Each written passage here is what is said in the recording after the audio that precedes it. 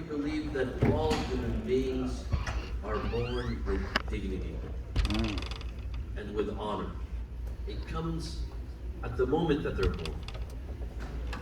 All human beings, despite their race, despite their ethnic background, despite what language they speak, despite what religion they were born into, at the moment that they are born with dignity and honor and respect. And this dignity and honor, it entails rights, specific rights that are God-given at the moment of birth. These are natural rights, deserved by every human being, despite their race, their nationality, their religion, their ethnic background, which school of thought they follow. They have that distinct dignity and honor. Unless a human being performs an act, performs a behavior that allows that dignity to go away. Lest that human being takes away his own honor and own dignity and own respect. Otherwise, by default, Allah subhanahu wa ta'ala has created all human beings with honor, dignity, and respect. Today, my dear friends, there is a new principle that is being discussed in the Islamic seminaries. Previously, it was not discussed. It is a new theory. It is a fresh out of the oven theory. In the Islamic seminary, known as the innate dignity of human beings. This principle was not discussed before. You will not find it in the writings, for example, of a Shaykh al-Tusi or a Shaykh al-Saduq or a Syed al-Murtada. You won't even find it in, for example, in the writings of Sahib al-Jawahir or Shaykh al-Ansari. This is something very fresh, very new. It is discussed, for example, by Sayyid Musa al-Syed and Sayyid Muhammad Baqir al-Syed and Shahid Mutahari. These contemporary thinkers and jurists have discussed the innate dignity of human beings. Now, what is the proof and evidence for this theory? Sallallahu ala Muhammad.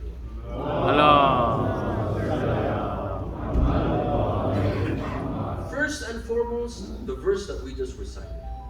Bismillah ar-Rahman ar-Rahim. وَلَقَدْ كَرَّمْنَا بِهِ. We have honored the children of Adam. We have dignified the children of Adam. Notice how the verse does not say we have dignified Muslims. We have dignified the followers of the final messenger and prophet. No. Bani Adam, all of the children of Adam are dignified, are honored. وَلَقَدْ كَرَّمْنَا بَنِي آدَمَ وَحَمَلْنَاهُمْ فِي الْبَرِّ وَالْبَحْرِ. And we carried them on oceans and land. وَرَزَقْنَاهُمْ مِنَ الطَّيِّبَاتِ. And we gave them rizq from all that which is good, all that which is delicious and good. وَفَضَّلْنَاهُمْ عَلَى كَثِيرٍ مِّمَّنْ خَلَقْنَا. And we have favored the children of Adam over many of our creation. Not all. Not all. Allah leaves a room. There could be some creations that could be greater than the children of Adam. Subhanallah. The children of Adam are not God's greatest being, greatest creation. وَفَضَّلْنَاهُمْ عَلَى كَثِيرٍ مِّمَّنْ خَلَقْنَا تَفْضِيلًا. Thus, Allah clearly states in this verse that He has dignified human beings, all of mankind, regardless of which ethnic background they come from, which language they speak, what religion they believe in, or the religion of their fathers, their parents, their forefathers. They have all been dignified.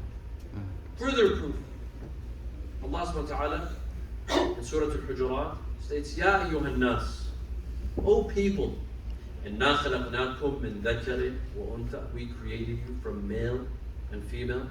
And this is proof that the Quran falls into what science also says, that human beings are of male and female. There's two genders.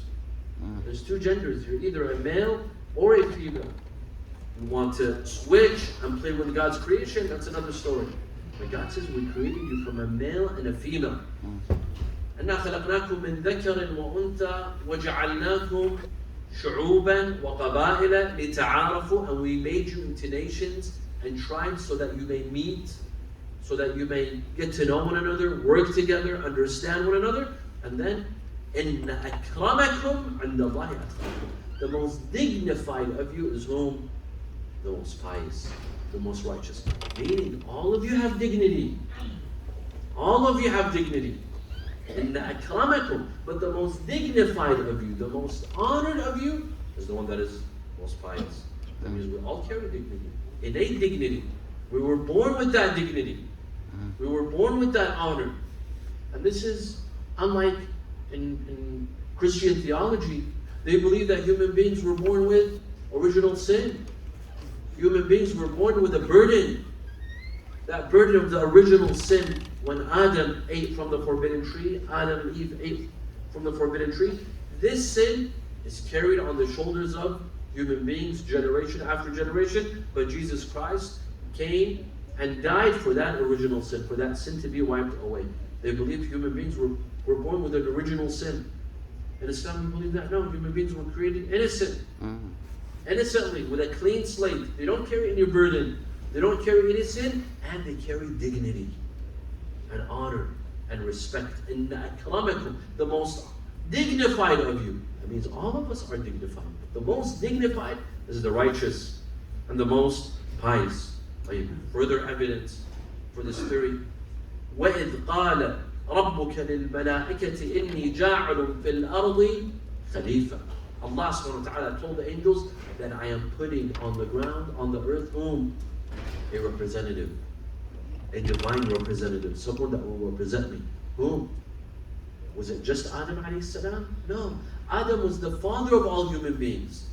The father of mankind. The true representative of Allah on earth is all of us. All human beings. Mankind are representatives of Allah on earth. I said in another majlis that if you ever get depressed, if you ever get bored and you don't know what to do, remember that you are God's representative on earth. We are representing Allah Azza wa Jal on this earth. Imagine if you are told you represent your city in Congress. Would you have time to be bored? Would you have time to go on vacation? You'll have a lot to do. Why? If you represent your city. Now imagine if you represent God on earth. This is what we do. This is how Allah subhanahu wa ta'ala created us. إِنِّي جَاعِلٌ فِي الْأَرْضِ خَلِيفَةً. If man is the representative of Allah on earth, this is a great honor. This is great dignity. It entails a lot of dignity. All human beings, they are representatives of Allah. Yes, there are some that take up the responsibility of representing Allah on earth, and there are some that forego this responsibility. They don't live up to the standard. They don't live up to this responsibility. But the fact that human beings represent Allah on earth, this means dignity and honor for all human beings. More proof. ثُمَّ قُلْنَا لِلْمَلَائِكَةِ اسْجُدُوا لِآدَمَ فَسَجَدُوا. When Allah created Adam, He asked the angels to prostrate towards Adam. Why? Just because he's Adam, or because he's the father of all human beings? This was the sujood of angels for mankind, for humankind, for man. They prostrated to Him. And this entails a lot of dignity and honor for Allah Azza wa Jal to ask His angels, who are a pure creation, a creation that never sins, never disobeys, to ask them to perform sujood for mankind. This is a lot of honor and dignity and respect for mankind. More proof. Allah says, فَإِذَا سَوَّيْتُهُ وَنَفَخْتُ فِيهِ مِنْ رُوحِي فَقَعُوا لَهُ سَاجِدِينَ. When I make man and I blow into him from my spirit, then fall into sujood for him. Man carries the spirit of Allah. We carry the spirit of Allah. This is not just Adam. Adam is the father of all human beings. But the spirit of Allah is carried in Adam and in every human being. Does this or does this not entail dignity and honor and respect for all human beings? More proof and evidence. Allah says, إِنَّا عَرَضْنَا الْأَمَانَةَ عَلَى السَّمَاوَاتِ وَالْأَرْضِ. We gave this great responsibility, the amana, this great trust. We offered it to the sun and the moon and the earth. إِنَّا عَرَضْنَا الْأَمَانَةَ عَلَى السَّمَاوَاتِ, the skies, على السماوات والأرض والجبال. We offered this great responsibility to the skies, to the earth, to the mountains, but they all refused to carry this important trust, important responsibility. فأشفقنا منها فأبين أن يحملنها وأشفقنا منها وحملها الإنسان. But man decided to carry this divine trust. A trust, a responsibility that could not be carried by the skies, by the earth, by the mountains, but it was carried by mankind, by humankind. Allah subhanahu wa ta'ala entrusted us with a divine trust, with a great responsibility. What is this great responsibility? Mufassirun have various opinions. Al-Alama Tabatabai in Tafsir al-Mizan, he says this is al-Wilaya al-Ilahiyya, the divine authority. Allah subhanahu wa ta'ala trusted us to carry this wilaya on earth. This entails respect. This entails honor. This entails dignity. Sallallahu ala Muhammad.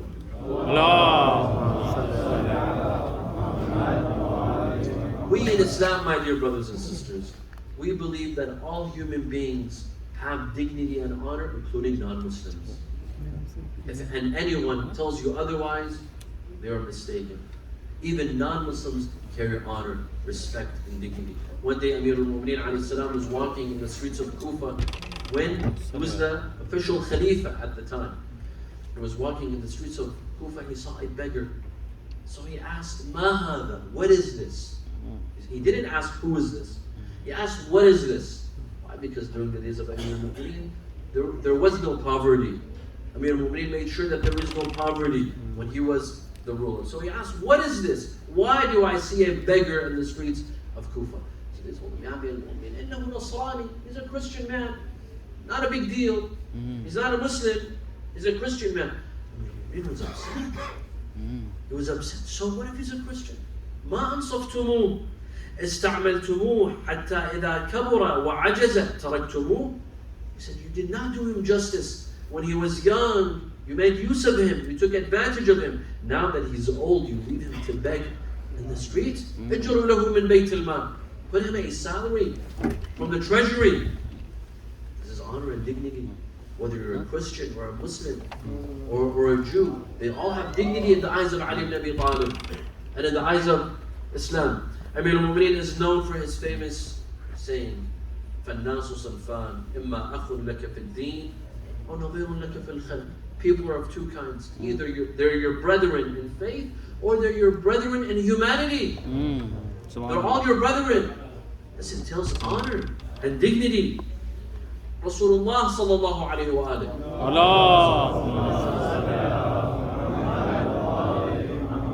During his days, when he was the head of the state in the Muslim Ummah, there were dhimmis. Dhimmis were Christians and Jews who had a peace treaty with the Muslim government, and they were peaceful. They would pay tax the same way that Muslims would pay tax.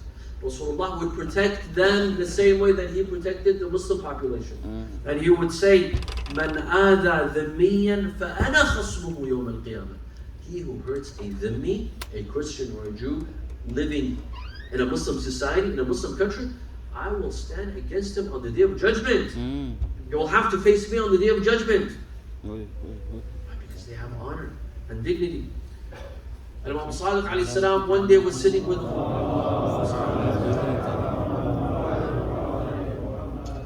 a group of companions. Someone mentioned a Zoroastrian, Majusi.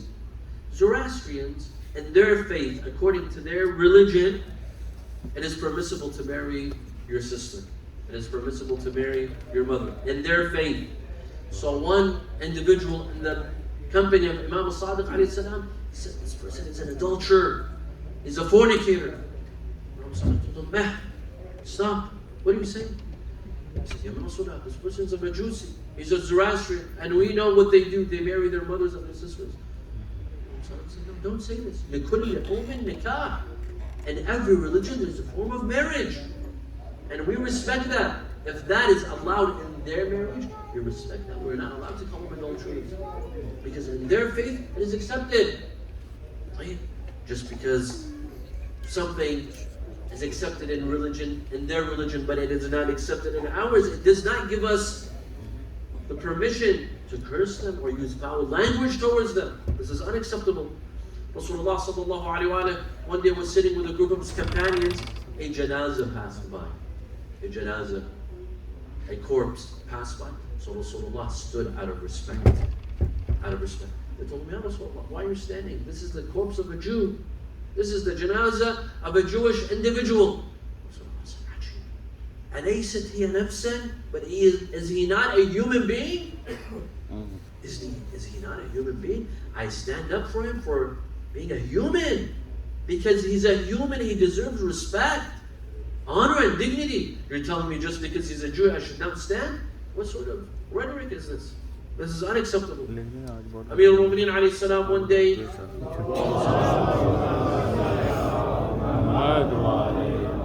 he passes by a church, a rundown church. A church that was about to, it was run down.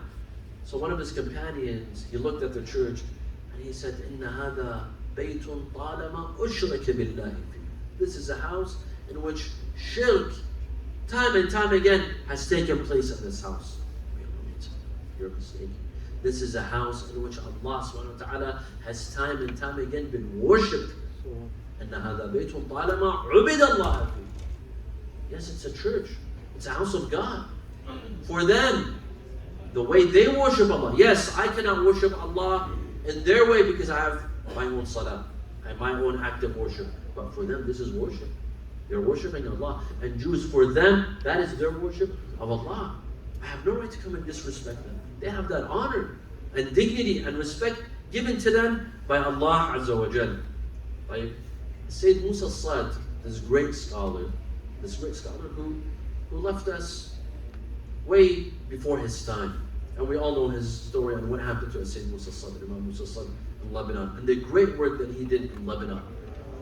And he created cohesion and peace between the Muslims, Shias and Sunnis, Christians, the Moronites, the different divisions and religions and schools of thought in Lebanon. The peace that was between them, Syed Musa Syed played a major role. One day he was out in a Muslim neighborhood. There was a Christian man selling ice cream. He had an ice cream parlor selling ice cream, but no one would buy from him. So he went, he told him, is there anything wrong with your ice cream? He said, no. Is it old? No, it's fresh. Then why isn't anyone buying from your ice cream? He said, Syed, because I'm Christian. And the community here is Muslim, and they consider me najis. Because they consider me najis, no one buys my ice cream. The Syed told him, give me a couple of scoops. I'm going to try out your ice cream. He gave him ice cream, and he started eating in front of everyone. Syed Musa Syed, with his greatness, he ate this Christian man's ice cream. All the Muslims began to eat from his ice cream. Subhanallah. His business flourished. Yes, just because he's a Christian, it doesn't mean you can't buy from him. At the end of the day, he's trying to make a means of living.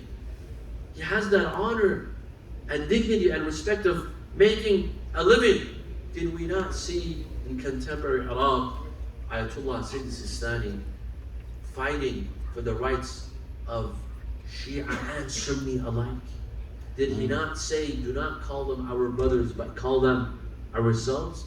And even with Yazidis and Christians, there were some areas in Iraq that fell in the hands of ISIS. It was the Shia that went and rescued Christians from the hands of ISIS. Why? Who gave them that command? Was it not Sayyid Sistani? He gave them the command to rescue our Christian brethren from the hands of ISIS. And why did the Pope come all the way from the Vatican to Iraq, to Najaf? Why? Was it only to offer thanks to Sayyid Sistani for his position in support of the Christian and Yazidi communities in Iraq? Sallallahu Alaihi Wasallam. Dignity of humanity. Thus, this idea, this theory of human dignity, innate human dignity, is that every human being is born with that dignity, with that respect, with that honor. Now let me give you examples of Islamic laws that were meant to preserve human dignity. That was the objective. The objective of those laws, the purpose was to preserve human dignity. For example, حرمة الغيبة. Why is ghibah haram? Backbiting and gossiping. Why is it haram? Because you're mentioning someone behind their back in a way that they displease, in a way that they don't. And by the way, most of us are guilty of it. Most of us are guilty of it. Unfortunately, we take it lightly.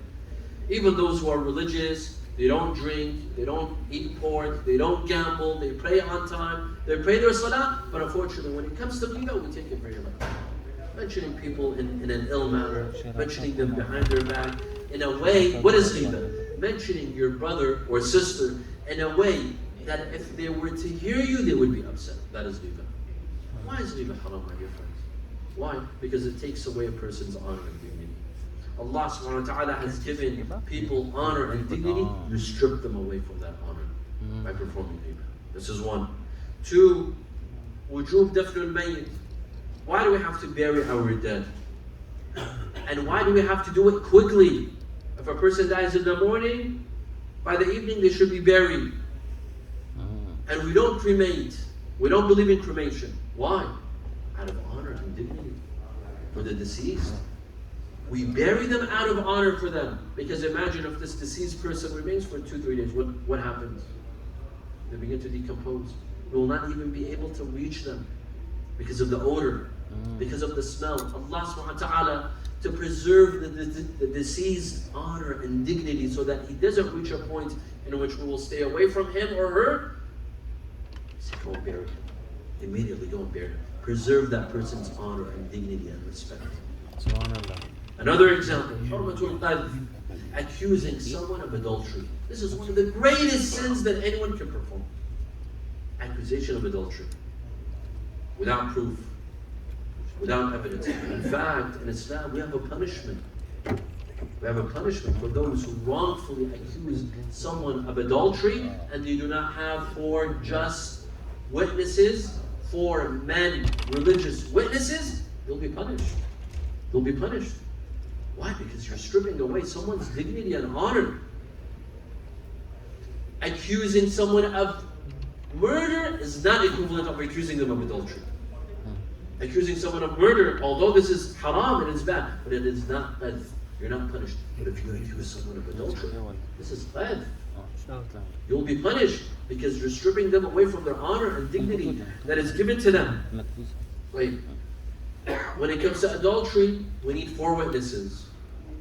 When it comes to murder, we need how many witnesses? 2. Why? Because adultery has to do with a person's honor and dignity. Although murder does as well, but it's not like adultery. It's not like fornication and adultery. That is why in Islam you need 4 witnesses for adultery. Because it affects someone's dignity and respect and honor. Like, in Islam, saying salam is not wajib.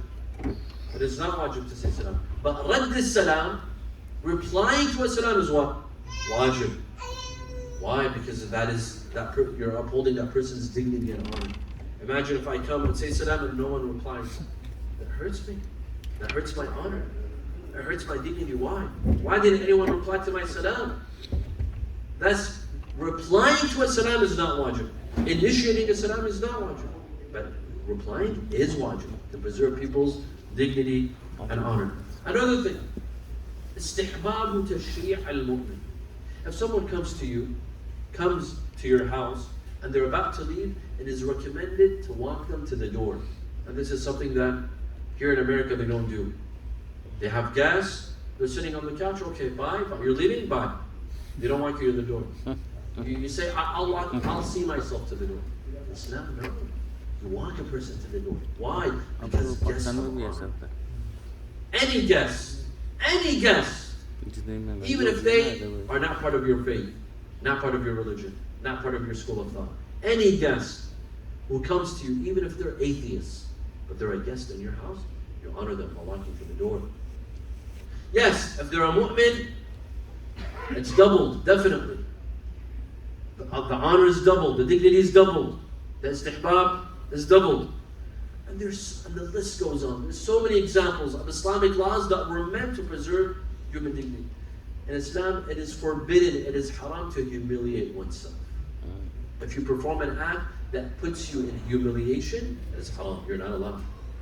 You're not allowed. Why? Because Allah gave you honor and respect. You're not allowed to strip yourself of that respect and honor. You're not. You want to do something that strips you of that respect. You have no right. Allah subhanahu wa ta'ala has not given you that right. There's a hadith that says, إِنَّ اللَّهَ فَوَّضَ إِلَى الْمُؤْمِنِ كُلَّ شَيْءٍ إِلَّا إِذْلَالَ نَفْسِهِ. Allah has given freedom to mu'mineen to do as they please, except to disrespect themselves, to humiliate themselves. You cannot humiliate yourself. To do something, and it's relative. It's relative. What is humiliating, that is relative. You cannot. And so on. Even seeking knowledge. Seeking knowledge in Islam is mandatory. Why? To preserve one's dignity.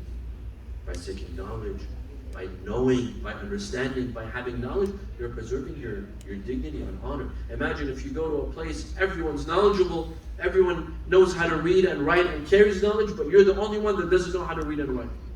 That brings you disrespect. Islam wants mu'mineen to be respectful, to be dignified, to be honored, for their honor to be preserved, for their dignity to be preserved. Islam says go and seek knowledge, so that you are respected. Sallallahu ala Muhammad. Allah. Salli ala Muhammad. Today, my dear friends, there's a discussion in Hawza. It's a very serious discussion. That can we form a principle? Can we form a juristic principle called the principle of innate human dignity? What does this principle, if we make a principle, what does it mean? It means that if there's any law in Islam that contradicts innate human dignity, we'd have to put that law aside. We'd have to put that law on hold. Do we have such a principle or not? Scholars today, they're discussing this. Some say yes, some say no, and the arguments, academic arguments, they're taking place as we speak. So for example, to say that non-Muslims are najis, does this conflict with the innate dignity of human beings or not? Some say yes, it does. To say that Christians, Jews, atheists, Buddhists, Hindus, they're najis, this goes against the innate dignity, the innate respect and honor of human beings. And hence there are some jurists, for example, like the late Syed Muhammad Syed al-Hakim, who passed away 2 years ago, if I'm not mistaken, in the city of Najaf. The last fatwa that he issued before his departure was that all human beings are tahir. All of them are tahir. We don't have any human beings that are najis. Christians, Jews, even Buddhists, they're tahir. This was the fatwa of the late Syed al-Hakim. While there's another argument, this has nothing to do with human honor and dignity. A kafir could be najis. It doesn't mean he's stripped of that dignity and honor. I remember once I was at an academic conference, and there were scholars debating, are kuffar najis, are they tahir? And there was a gentleman, there was a professor, a non-Muslim professor, Professor Robert Gleave from the University of Exeter. He said, what is the argument of, well, you're saying that Christians are tahir, they're not najis. What's the purpose? He said, well, it goes against human dignity. He said, I don't see it going against human dignity. So what? If we say Christians are najis or Jews are najis, that's a law, a fiqhi law. It doesn't mean that they're strict. So you see, there's a lot of room for debate. Does it conflict with human dignity? Does it not conflict with human dignity? Another example is the law of non-Muslims entering into a mosque, into a masjid. There are some that say this goes against human dignity. Why are they not allowed to enter a masjid? That goes against human dignity. There are others that say this is a law. The same way that we Muslims cannot enter certain homes of worship. For example, maybe Hindu temples. I don't know. There might be some temples, religious temples, that we are not allowed to enter, and we have to respect that. This is a law that is upheld in Islam as well. So this is an ongoing debate in Hawza regarding the principle of human dignity. Sallallahu ala Muhammad wa Allahumma salli ala.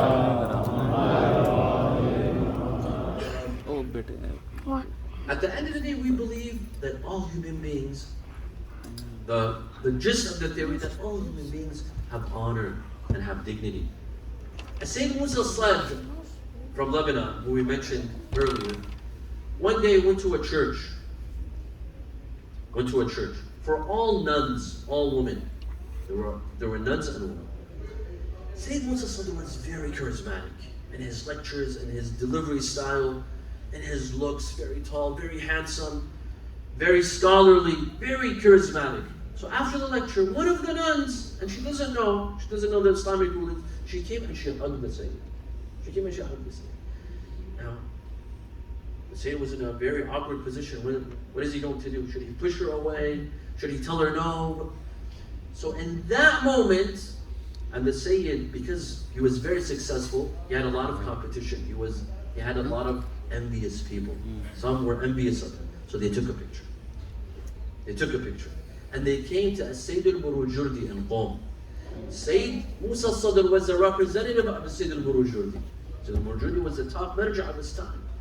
So they came and they told him, look at what your representative is doing. There's a nun hugging him at a church. Look. The Sayyid said, calm down. Did he hug her or she came to him? Did he go to her? Yes, I guess. Allahumma salli Yes, ala.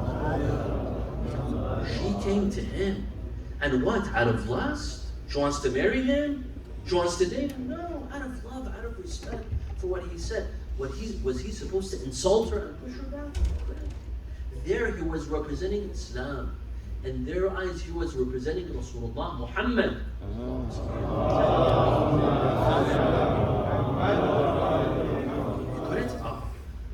Although that hugging, of course, in Islam is haram, but in that position, it would have been an insult because of that honor and respect and dignity.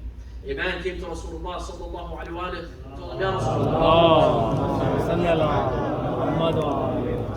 Ya Rasulullah, I've converted, but my mother refuses to convert. What should I do? Should I cut off my ties with my mother? Should I stop speaking to her? Should I leave the house? Should I move out? What should I do? Rasulullah told him, no, do not move out. Don't go anywhere. Stay with your mother. Stay in the house and show her more respect. Now that you're a Muslim, show her more respect, more honor, more dignity. The mother was harsh. Her son had converted to Islam. How dare he convert to Islam? He came and he showed her more kindness than he was in the past. More respect, more honor. She told him, why have you changed?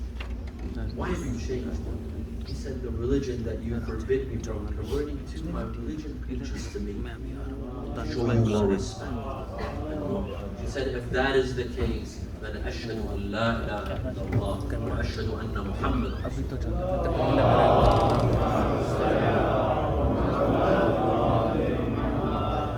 So this is one perspective. This is one perspective on the principle of innate human dignity.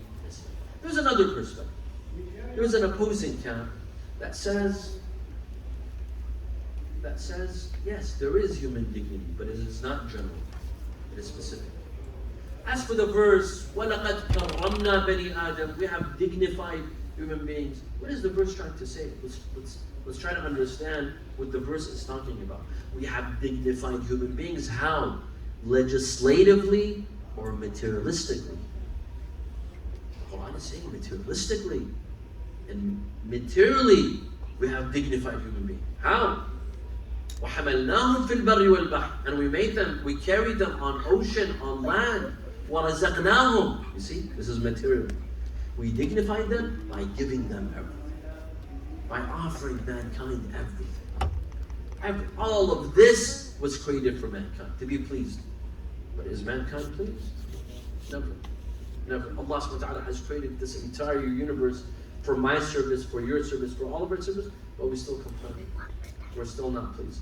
The verse is saying that we have dignified human beings materialistically, that we provided them with everything. We've created this earth, the skies, the moon, the cattle, the animals, the mountains, the rivers, the ocean, all for human beings. This is the dignity and honor. It is material. So this is one. Another argument is that the verse, when it says, وَلَقَدْ كَرَّمْنَا بَنِي آدَمَ, it is speaking about a specific group. Those who believe, not those who reject. those who reject do not carry dignity and honor. Only the mu'mineen carry dignity and honor. And proof of that is the Quran itself in several verses it draws a parallel, an analogy of human beings to some animals. The Quran says that some human beings can be worse than animals. أُولَٰئِكَ كَالْأَنْعَامِ بَلْ هُمْ أَضَلُّ. Some human beings are worse than animals. They're deaf, they're blind, they're dumb.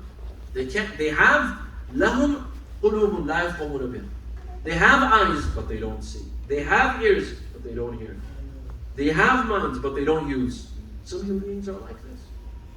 They don't want to see the truth. No matter how many times you want to show them the truth, they just don't want to see the truth. They're blind to the truth. These people, they're worse than animals. Allah says, they are like animals and even worse. Allah says in some verses that some human beings are like dogs. Some dogs, of course, some are trained and some, you leave them, they bark at you. You run at them, they bark at you. There are some human beings that are similar. The Quran says some human beings are like donkeys. كَمَثَلِ الْحِمَارِ يَحْمِلُ أَسْفَارًا, Surah Al-Jumu'ah. Thus, which human beings have been dignified and honored? Those who carry the truth. Those who open their eyes to the truth. Those who know the truth and accept the truth when they see it. Not those who reject the truth. Those who reject the truth have no honor and carry no honor. Another argument is that yes, human beings are born with innate dignity and honor, lest they give up that honor by their own choice. There are some human beings, they abandon their honor and dignity by choice, by disbelieving in the truth, by rejecting the truth, knowing the truth and rejecting it. Sallallahu alaihi wasallam.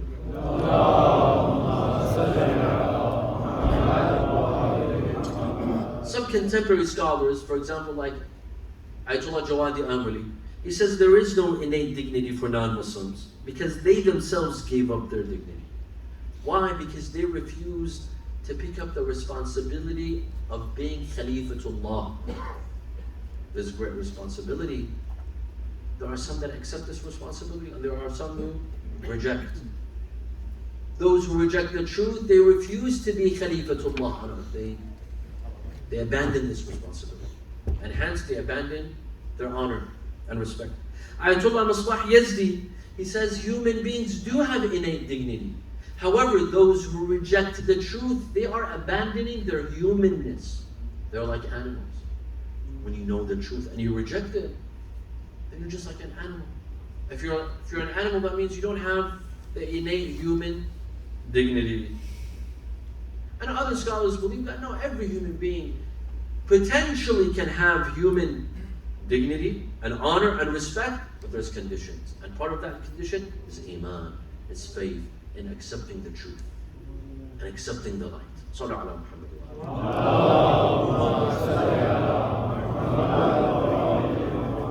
Imam Hussein alayhi salam, when he was told that Muawiyah has passed and Yazid has come to power, what was Imam Hussein's argument for not giving allegiance? What was his argument? When he was summoned by the governor of Medina, and he told him that Yazid is seeking your allegiance, why did Imam Hussein refuse? For one simple reason, that it was against Imam Hussein's dignity. For a man like Imam Hussein to give allegiance to a man like Yazid, this was undignified. This goes against respect and honor. Imam Hussein alayhi salam says, "Inna Ahl-e-Bait al-Nubuwwah wa mawdi' al-Risala." We are the household of Rasulullah. Jibreel would descend in our homes, not the home of Yazid. Bina fatah Allah wa bina yakhtim. Allah began with us and ends with us. And as for Yazid, وَيَزِيد فَاسِقٌ فَاجِرٌ شَارِبٌ لِلْخُمُورِ. Yazid is someone who's corrupt, someone who does not know the sanctity of God's laws, someone who drinks. وَمِثْلِي لَا يُبَايِعُ مِثْلَهُ. And someone like me will never give allegiance to someone like Yazid. It was about honor and dignity. The son of Fatima gives allegiance to the son of Hind, to the grandson of Hind. Where's the honor in this? Where's the dignity in this? A person like Yazid will come and sit on the minbar of Rasulullah. That is disgraceful. Disgraceful for this ummah that allowed a person like Yazid to sit on the minbar of Rasulullah sallallahu alaihi wasallam. That is why he would say, فَإِنِّي لَا أَرَى الْمَوْتَ إِلَّا سَعَادَةً. Death with dignity for me is much better than life without honor and without dignity. If death means dignity, then I will choose 1,000 deaths like this. Because it means dignity and honor and respect. I uphold my dignity that was given to me by Allah. فَإِنِّي لَا أَرَى الْمَوْتَ إِلَّا سَعَادَةً. For me, death is nothing but happiness. وَالْحَيَاةُ مَعَ الظَّالِمِينَ إِلَّا ضَرَمًا. Life with oppressors is disgraceful. It lacks any honor, it lacks any dignity. And he also said, أَلَا وَإِنَّ الدَّعِيَّ مِنَ الدَّعِيِّ قَدْ رَكَزَ بَيْنَ اثْنَتَيْنِ بَيْنَ السِّلَّةِ وَالذِّلَّةِ وَهَيْهَاتٍ مِنَ الذِّلَّةِ. Ubaydullah ibn Ziyad has given me two options.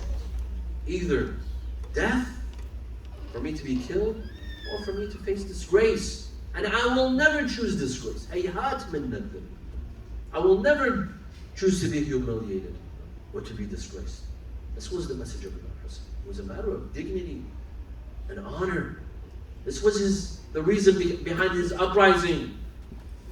And we can all agree, whether we accept this principle of innate human dignity or we don't, we can all agree that when a person dies, that person has honor and respect. Even enemies can respect